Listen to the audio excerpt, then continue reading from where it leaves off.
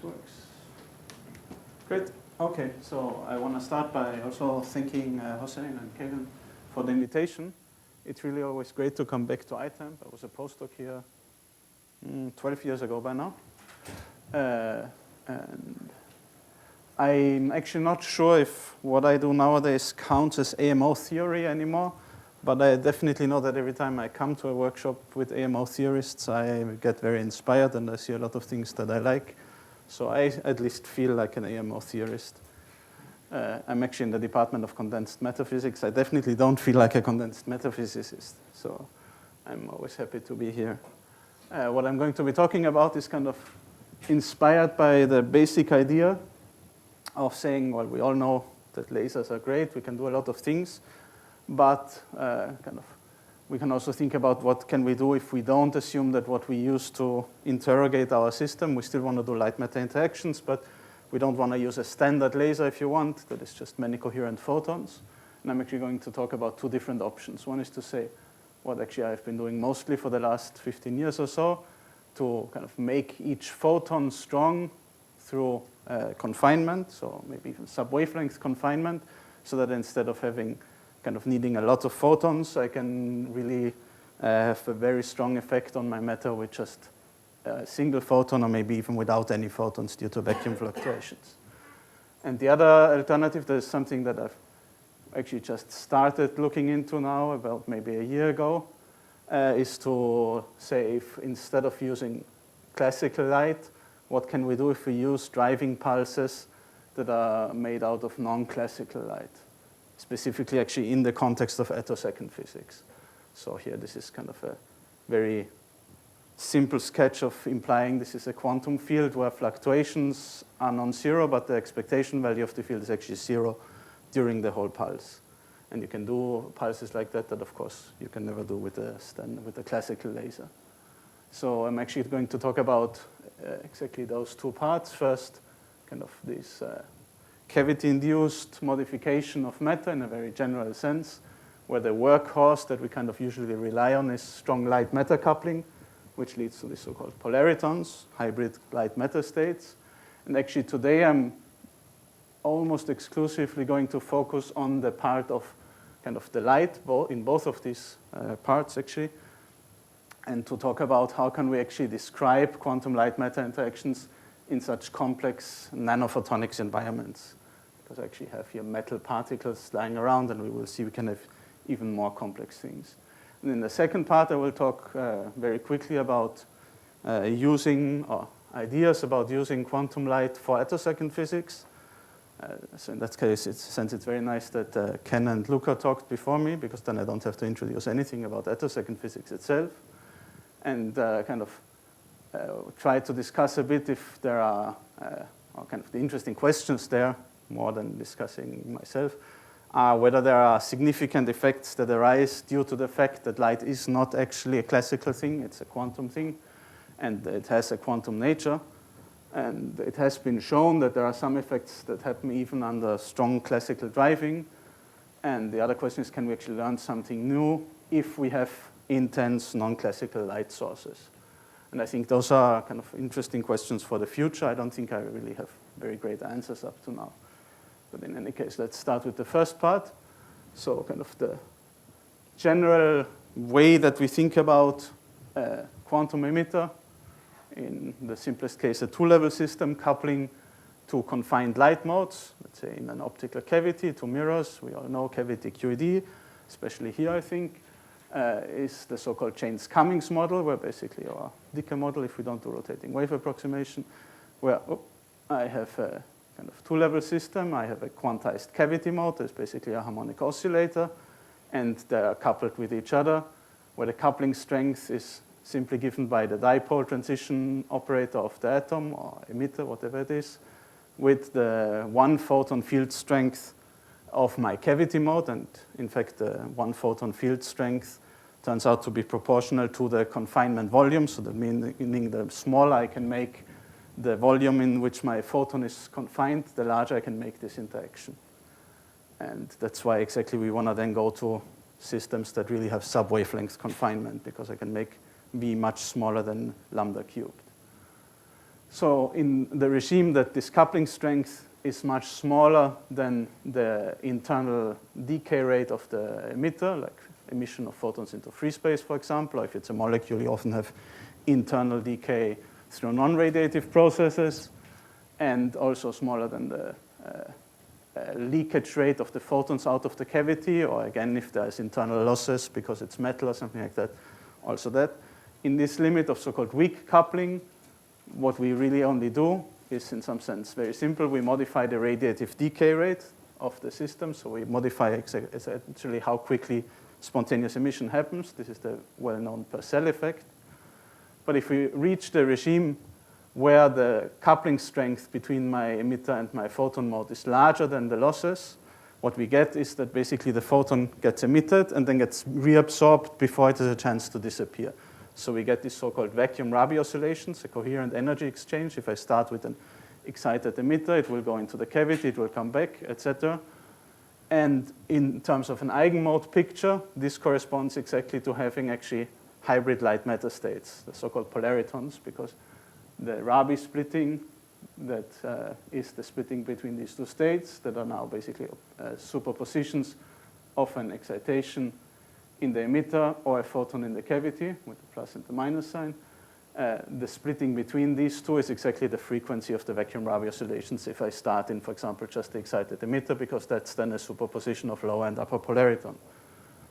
And I want to mention, although I won't talk much about this today, that if I reach in the regime where my coupling strength even becomes comparable to the frequency of the emitters, I reach the so-called regime of ultra-strong coupling, where I can really kind of modify even the ground state of the system, dressing it with photons and also electronic excitations. Here it's an important point that we have discussed a lot with a lot of people many times, that this is actually not a resonant effect. So when you do this, kind of these single mode pictures really very quickly break down, and you have to be careful because they can give kind of misleading results. And just to mention that this effect is actually then very closely related to what many people know here as well, which is Casimir-Polder physics, which is the change of the ground state energy due to interaction with all of the vacuum modes of the electromagnetic field. Okay, so as I mentioned, what we're actually interested in, or the field that I'm working on a lot, is quantum nanophotonics. And then in that context, the question very quickly arises that what is a cavity? I've painted here kind of a very simple picture, which is two mirrors that confine light, and we all understand that. And you can make it a planar one, but you can also use metallic nanoparticles where you actually have electronic excitations, or you can use hybrid cavities, and kind of you can use metal nanoparticles distributed in an array and use these Rayleigh anomalies that Anna also mentioned today. You can use whole arrays in semiconductor structures. You can use these nanoparticle on mirror things where you get extremely small light confinement. You can use hexagonal boron nitride on top of a metal surface and get extremely even more sub-wavelength confinement than anywhere else. You can use waveguides with nanoparticles on top. You can use cavities with a small nanoparticle inside. You can really use kind of almost anything you want. So I think the experimentalists read Paul Feyerabend at some point and said, yeah, whatever, we just call it a cavity, whatever it is. And so for us as theorists, this gives us a problem, because it means, how do I actually get something like a cavity quantum electrodynamics-like description where I have a few modes in these really complex nanophotonic structures? And so in some sense, the goal of all of this work that we've been doing over the last years is to map from nanophotonics to quantum optics, to say I get something like this, and I want to get out something that looked like the model that I showed in the previous slide. And the way, kind of, what we need to do is to go from this traditional quantum optics idea where I have discrete modes, often only a single one, like James Cummings, and I have a Lindblad term, and try to see how that connects to what I would do when I do normally nanophotonics, where I really have kind of modes at any frequency. The light can come from any direction, so I really deal with the continuum. And typically the kind of the object that tells me the information about my system is the so-called Green's function, or Green's tensor, of the Maxwell equations. that determines everything. And it's, as we will see, basically the concept that you can really use to map between these two things is resonances. And in a bit more kind of detailed way, what we really do is use tools of the theory of open quantum systems and try to use those to map between these two things.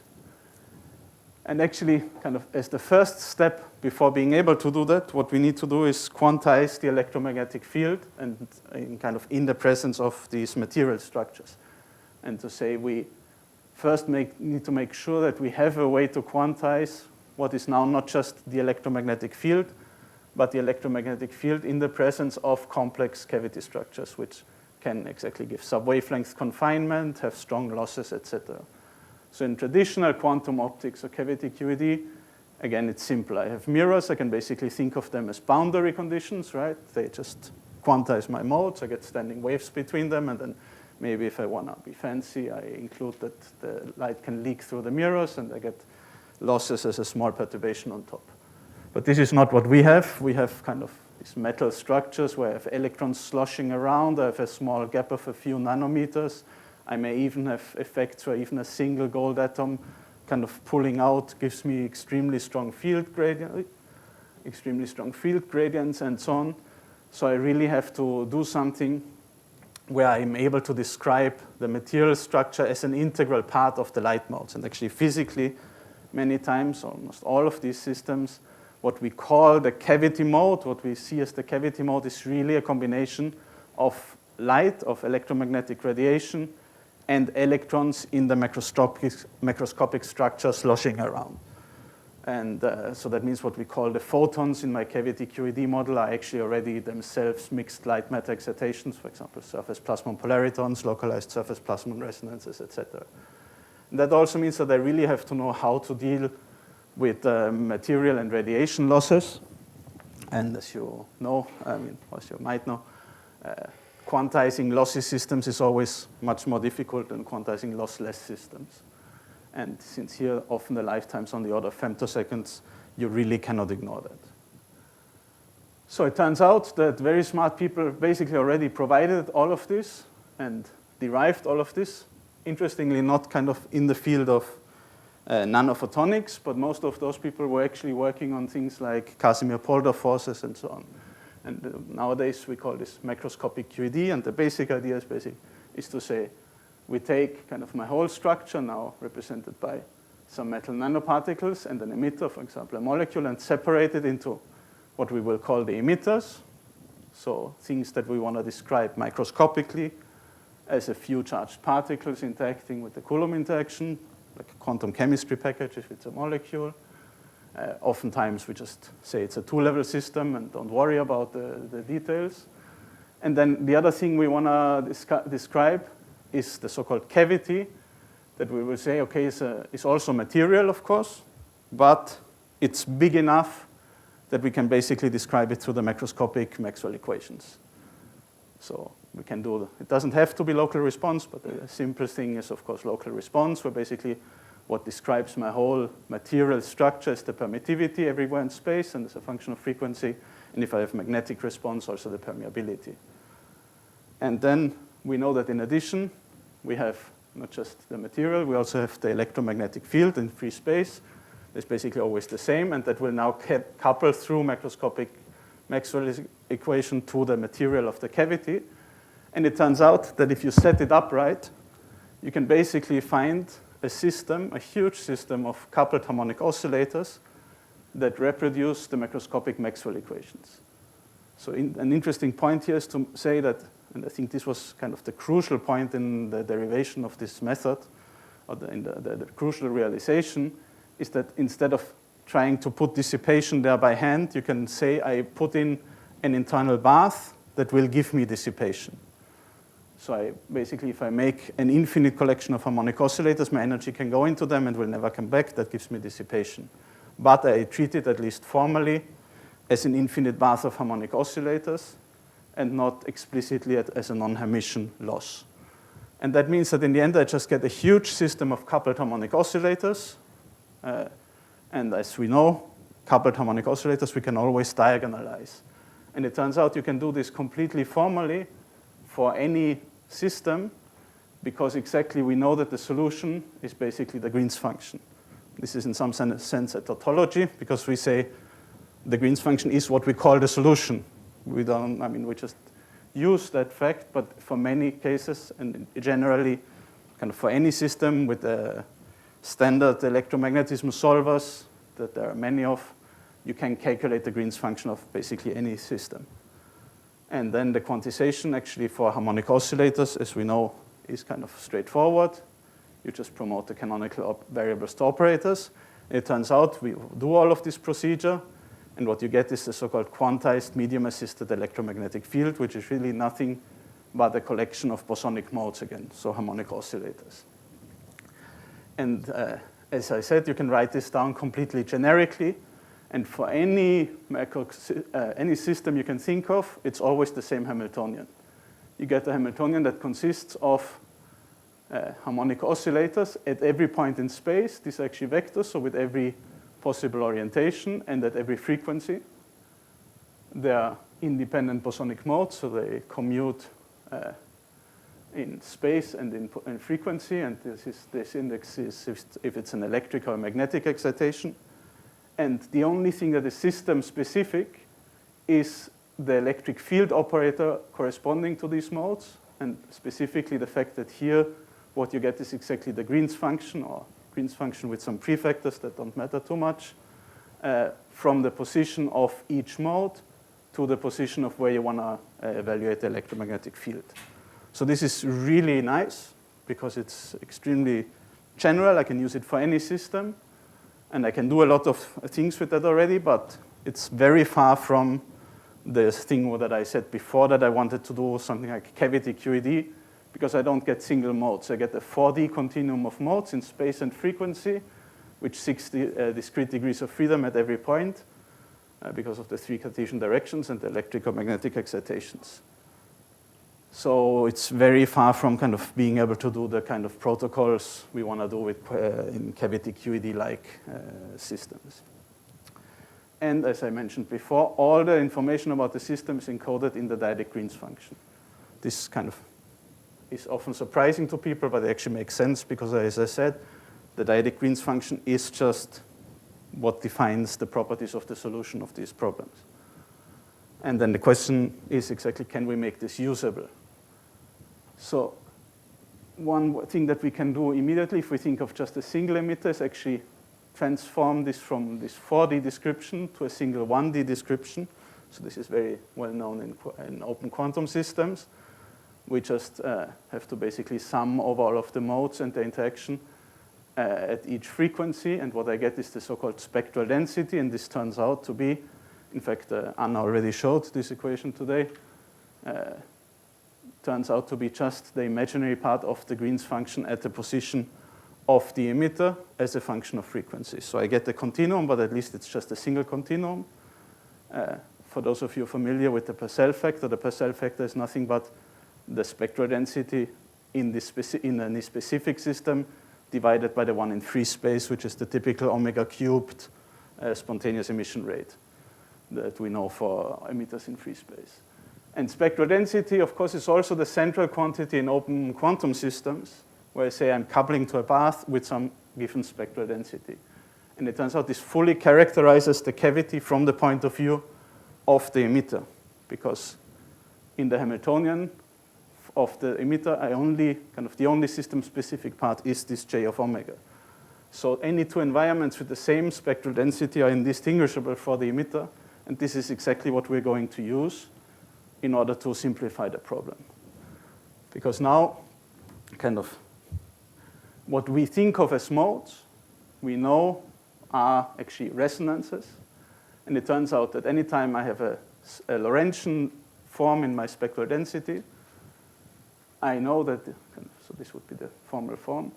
If I have this Hamiltonian, it turns out I can actually exactly map this to a Lindblad master equation with a single lossy mode. So if I have a single Lorentzian resonance in my spectral density, centered at frequency omega c with bandwidth k, kappa, this is the dynamics described by this Hamiltonian with the continuum of modes is completely equivalent.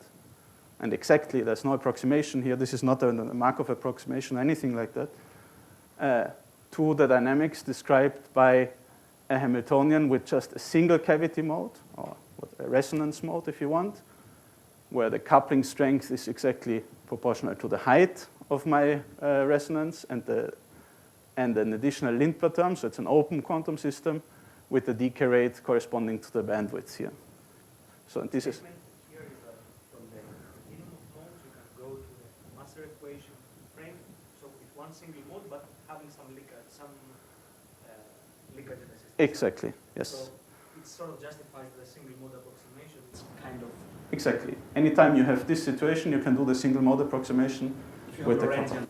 If you have a Lorentzian, and that's exactly the point. So this was already known for quite a long time, and many times this is fine. This is, for example, if I look at the standard two-mirror cavity with isolated modes, the spectral density to a very good approximation next to each mode will look like this.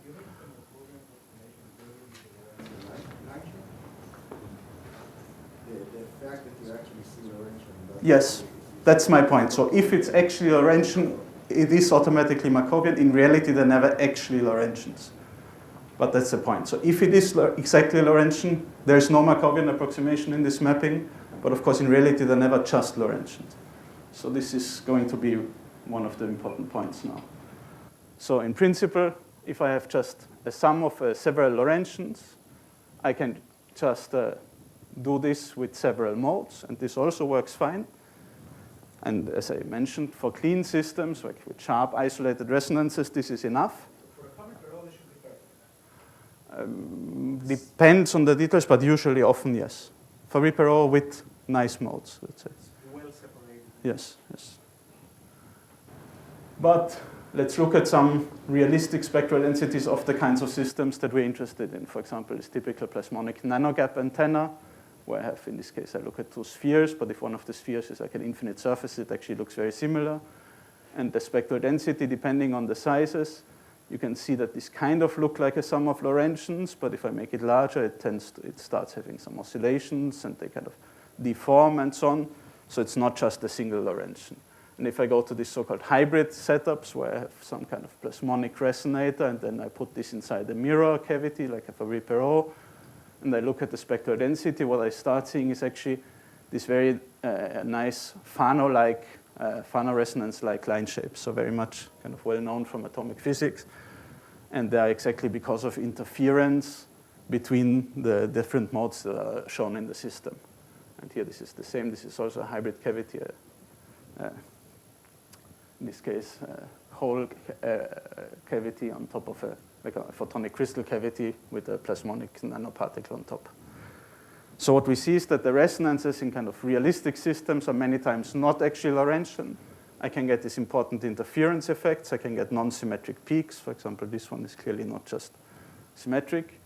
And the question was, can we then still find an equivalent few-mode model without having to go to extremely huge systems? Yeah. Sure.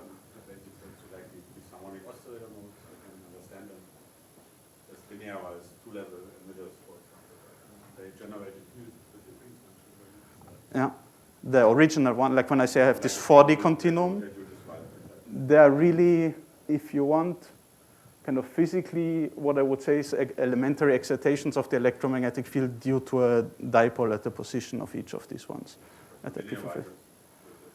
Yes, this is, I mean, I can exactly do it because I assume it's all linear. So this is just to get the linear response, which is what I can quantize.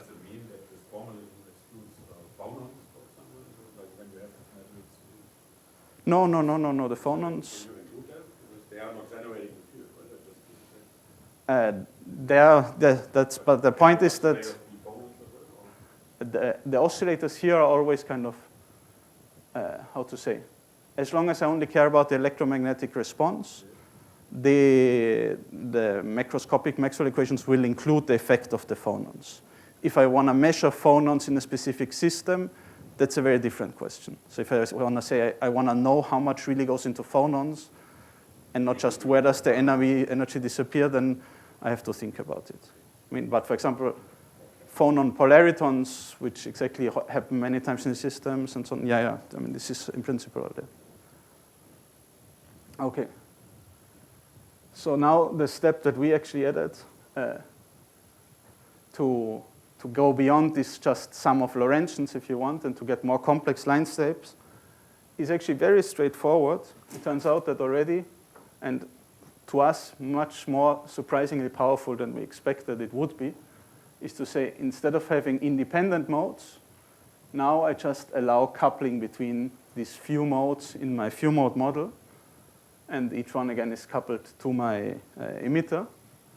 And it turns out that also for this setup with Lorentzian losses for each mode, but coupled modes between each other, kind of non-diagonal terms between the different modes, you can write down the spectral density that is exactly equivalent to this Lindblad master equation.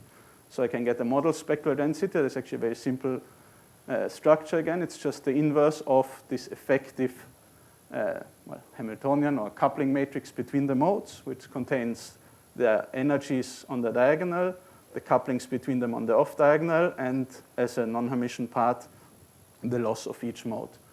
So the kappa in these Lindblad master equations. And the point is that since now I have these interactions, I have a lot more flexibility. The shape of this function is a lot more complex than what I can get with just independent modes.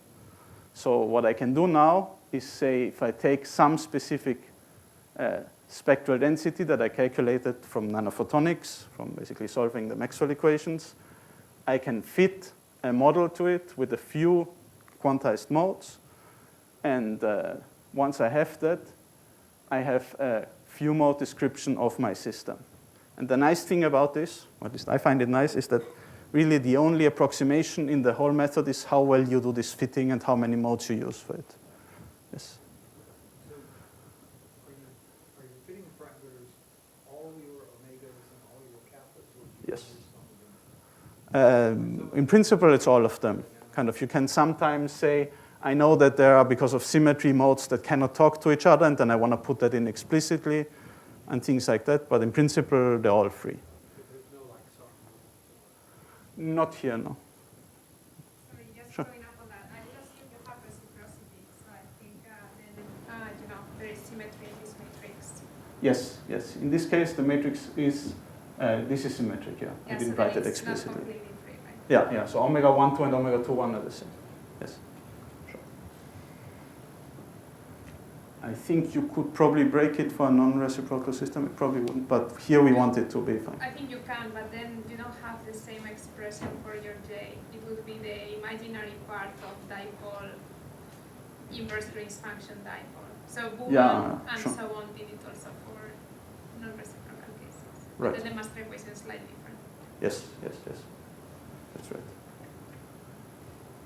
Yeah, I mean, let's say here, for this model, it's this if the coupling here, because also the couplings are real, but already in the previous one, it's not just the imaginary function of part of the Green's function as the spectral density if it's a non-reciprocal medium.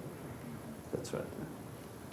Here it depends. Yeah. With the assumptions that we have, it's always this expression. But if I want to do non-reciprocal media, I would probably have to relax this. Okay, so now let's see if that actually works. Does it actually give me enough kind of advantage to be useful? And we looked at the kind of relatively simple test system, a high dielectric microsphere with an embedded nanoplasmonic particles in there. And if we look at the spectral density, you see a few peaks that are nice Lorentzians, and you see quite a few peaks with very clear interference effects, basically between plasmonic resonances of these two particles and so-called whispering gallery modes or Mie resonances of this sphere. And what we find is that with just 20 modes, which is basically the number of peaks in the spectrum, so you're not going to be able to do it with much less, we can get essentially perfect agreement between the nanophotonic spectral density and the model. So we can really now use just 20 modes to get the full response of this complex nanophotonic structure over a very broad frequency range. So after that, it basically just decays away because the materials become transparent, and at lower frequencies there's also no real structure, so we can really represent everything. And of course, if I just now only care about the dynamics of one emitter sitting somewhere here, I can throw away most of the modes because they don't interact strongly. But in principle, I now know how to do everything. And just to mention, if I do the model with just these Lorentzians without interactions, and I try to also use the same amount of modes, I see that I get a fit that is significantly worse. Specifically, I cannot get these interference structures ever. Sorry, just to understand, Sure.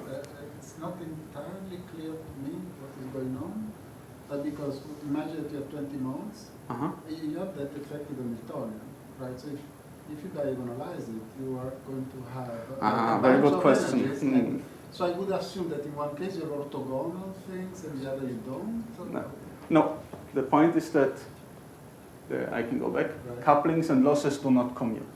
So if I can always, of course, I have here a Hamiltonian with linear couplings, I can always diagonalize this. Right, of course, but you can... If I do that, Right. then my Lindblad master equation is not diagonal. Sure, but in that case, you are operating on a basis where the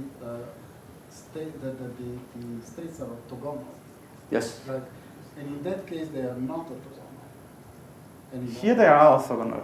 This is the advantage. This is why if you diagonalize this complex Right. non-Hermitian matrix, then you get the third basis, which is with non-orthogonal Right, so- modes, and then it's not very pleasant to work with. Exactly. So the only thing is that you are relaxing the orthogonality between the vectors. But we are not doing that. That's our point. We stay in the basis where we don't diagonalize this. Right, I understand. Yeah. Okay, so those specific non-orthogonal things that correspond to... There would be one, but we don't use that because it's a lot more annoying to use if you want. Gotcha. Yes, so you could. So there's basically 3 fully equivalent ways of doing this, and you always have non-orthogonality or non-diagonal things somewhere. Right. You can diagonalize omega, and then you get non-diagonal kappa, and that's fully equivalent. It's just a unitary transformation. Or you can diagonalize the non-Hermitian one, and then you get non-diagonal overlaps, so non-commuting bosonic observables, operators. And you can do either of the 3, and it will be fully equivalent. This is what is easiest to implement, I would say, in a standard quantum optics methods.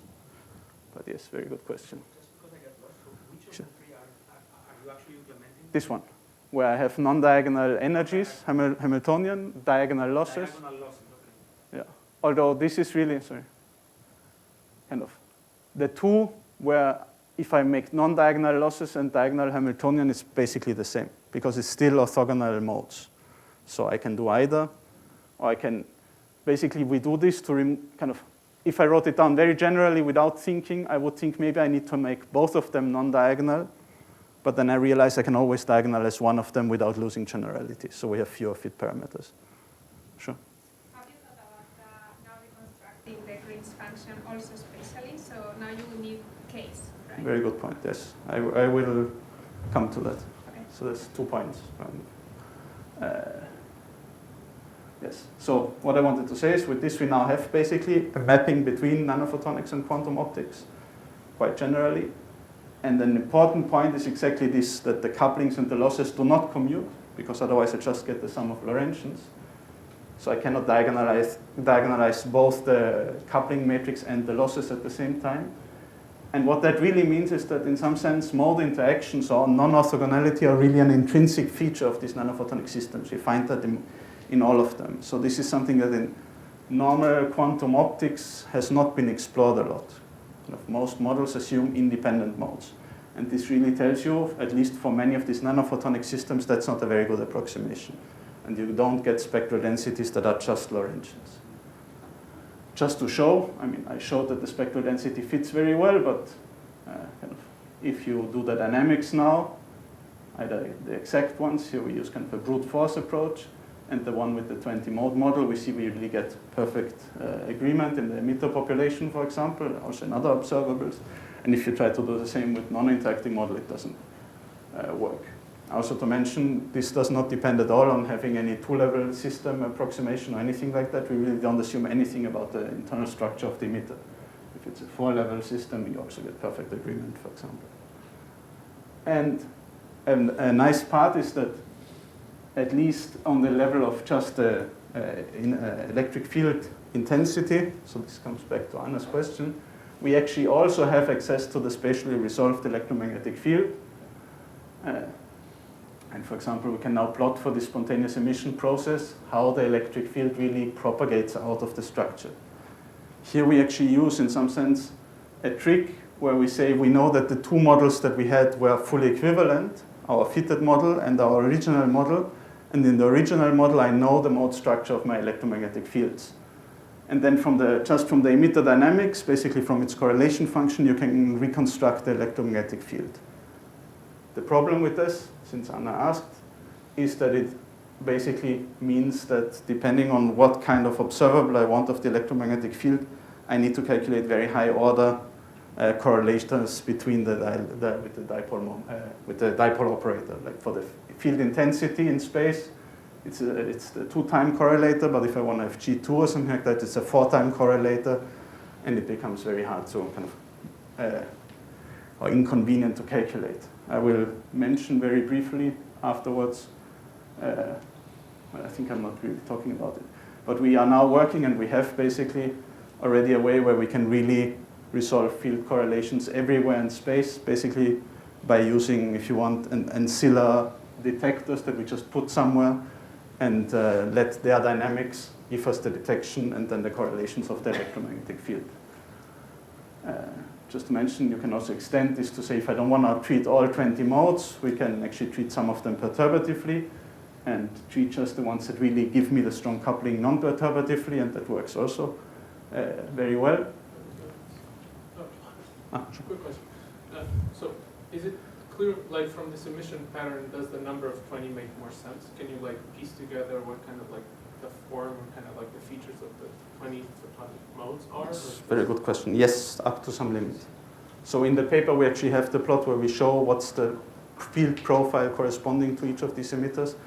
But let's say it's not 100% unambiguous in that sense.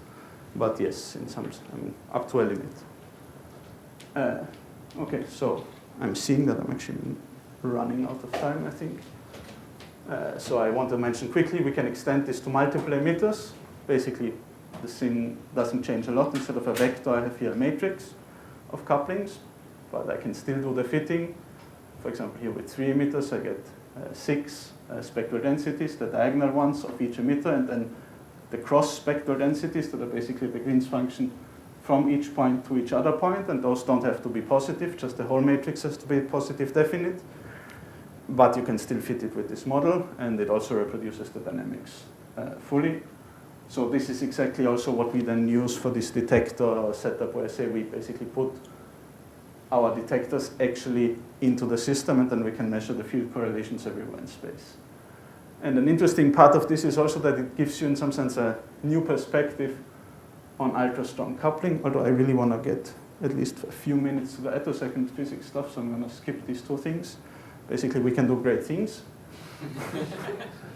And as I mentioned, we are working on extending photon correlations resolved in space.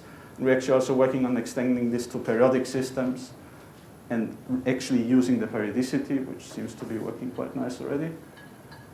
And just to actually, very quickly, if I have 2 or 3 minutes. Sorry.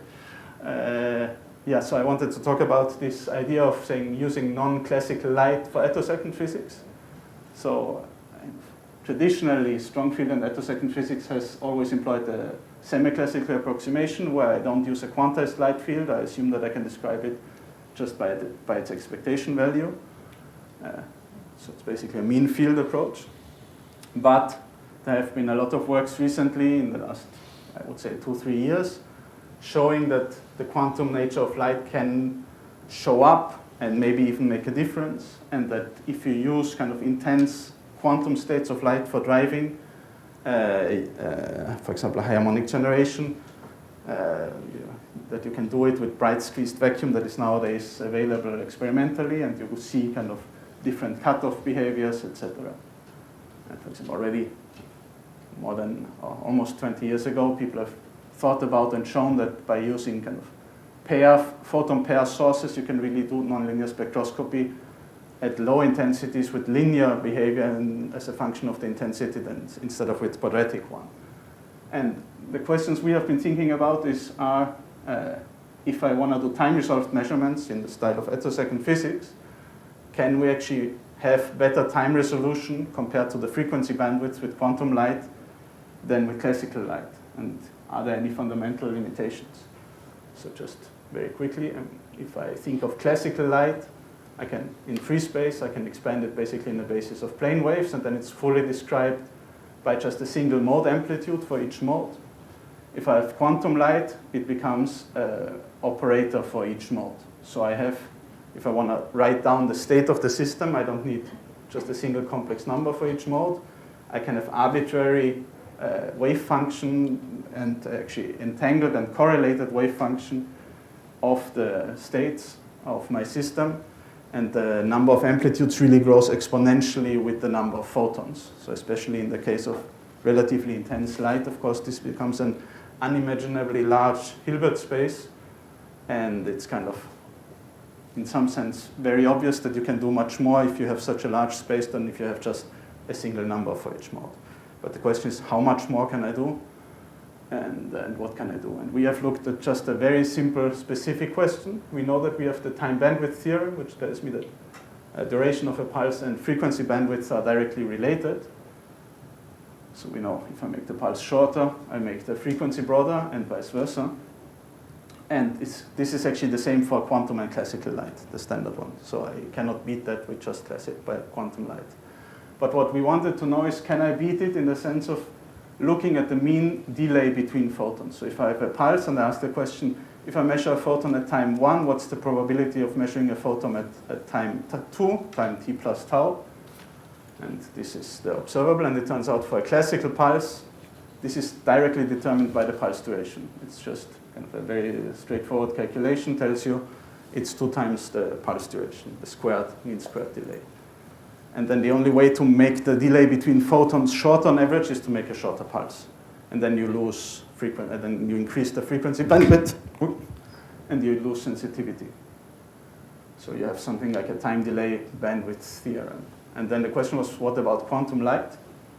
And it turns out, with a few lines of calculation, if I assume that I have a fixed number of photons for simplicity in my state, I find that I get exactly a 1 plus a quantum correction that, for example, disappears if my photonic state is actually separable. It's a mean field or a Hartree-Fock-like or Hartree state. It's a boson. And if that's the case, if it's a separable state, I get a 0 here. I don't get a quantum correction. So we know that the origin of the correction is entanglement. But the question is, can I actually get a resolution that is a time resolution that is better than the classical one? And for example, for a 2-photon state, this is a very standard one, like an entangled Gaussian state. It's actually, you can get a nice analytic result that you get the 1 plus rho, where rho is a number that tells you about how correlated the photons are in frequency space. So negative means they're anti-correlated, positive means they're positively correlated. These are the frequencies of the 2 photons that show up. And if they're anti-correlated, this means basically that in time, since I know they come out with the same sum of frequencies, in time they are produced as a photon pair. So I'm producing pairs of photons. And if I say I look at some process where I don't know when I'm producing the photons, but I always produce them in a pair, of course the time delay is much smaller than the total duration of the pulse. And then I can really beat the quantum limit, the classical limit significantly. It turns out in the time bandwidth theorem, so if I take into account frequency bandwidth, it's not infinitely better. I can get at best here a factor of -2 if rho is -1. But this is just for a 2-photon process, and it turns out if I look at intense fields, I find kind of generically many times that as soon as I have many photons, this quantum advantage disappears, which kind of makes sense because even if I produce my photons only in pairs, now I have 1,000 photon pairs, I can absorb a photon from each pair, and I lost my correlation information. So we thought for a while that this is general and it will always disappear for intense pulses, which is kind of what we are usually more interested in. But then we found a very weird counterexample. So we thought that this would always happen. And then we found a counterexample where it actually doesn't happen, where I get, even in the limit of infinite intensity, very high photon numbers, a value of 0.9 in this time delay bandwidth uncertainty. So I can really beat the classical limit even with intense pulses. And that was already the second part. I'm not going to go through this in detail. I want to thank all the people who do the actual work and my collaborators, and thank you for your attention.